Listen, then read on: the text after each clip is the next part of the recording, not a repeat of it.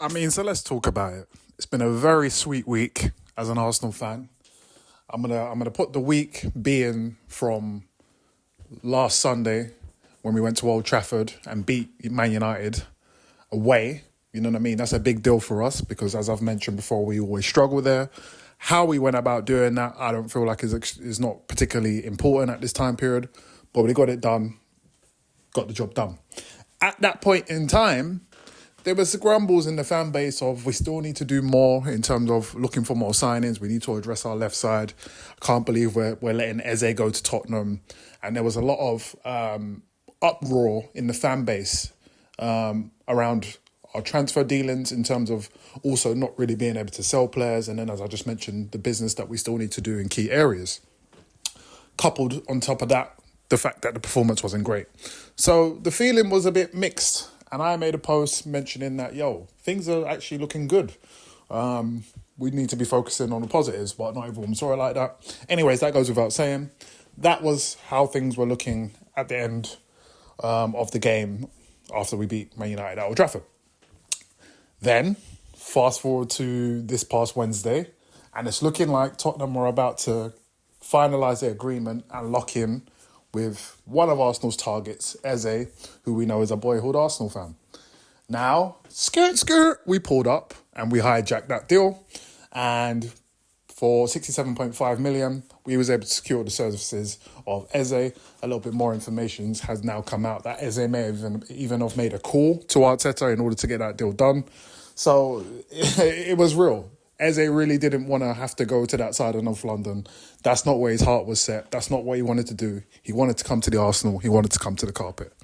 So we was able to do that. We agreed the deal. We got it all sorted out within a day or two. And Eze was making his way from Palace to Arsenal. Great signing. That's lifted the entire mood and spirits of the fan base. And it was just an amazing, I would say, 48 hours between maybe late Wednesday going into the end of Friday. And then the medical was done on a Friday, and on Saturday, just before the game against Leeds, Eze was presented to the crowd. It was announced, the walkout, just to let it all work out. It was just, everything was just perfect about the announcement.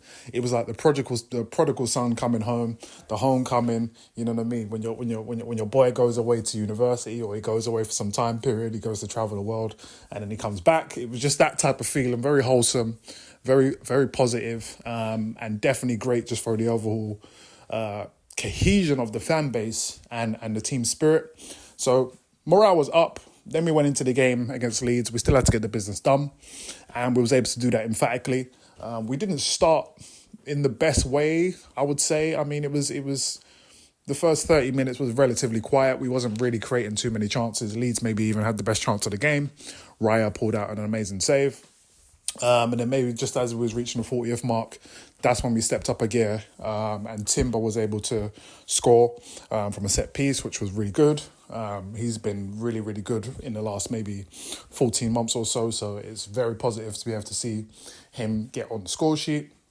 As well as that, the goal from Gyokeres finally came. He was able to finally get his goal, and he's up off the mark. Saka scored a great goal as well after another beautiful assist by Timber, who was man of the match. Gyokeres got another one, scoring from the penalty after Max Dowman came on, and was able to win another penalty. That boy we know he's special. 15 goes without saying, but his ability to win penalties, there's something really special there. And yeah, Gyokeres emphatically smashing the penalty. So that was really good. And Timber got another one, as I said, man of the match performance. So 2 goals from Timber, 2 from Gyokeres, and Bukayo Saka scored a really good goal as well. So beautiful in terms of on the pitch and in the morale. It was a really, really special week, I would say, for Arsenal. And it puts us in very good stead going into the game against Liverpool. It is away, it's going to be a tough game. And we do have some downers. Saka got injured. It seems like something pulled potentially, or there was something that happened in his hamstring. So he's going to spend a little bit of time on the sideline. Odegaard as well went off with a shoulder injury after landing awkwardly. I don't imagine that one's going to keep him out for too much time. But whether he makes the Liverpool game, we're not really sure.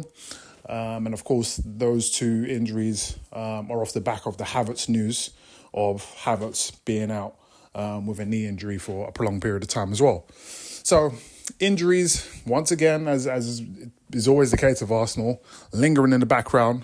But the difference is now we have the strength and depth. Madueke started on the left, he went over to the right side and then just started turning up the voltage.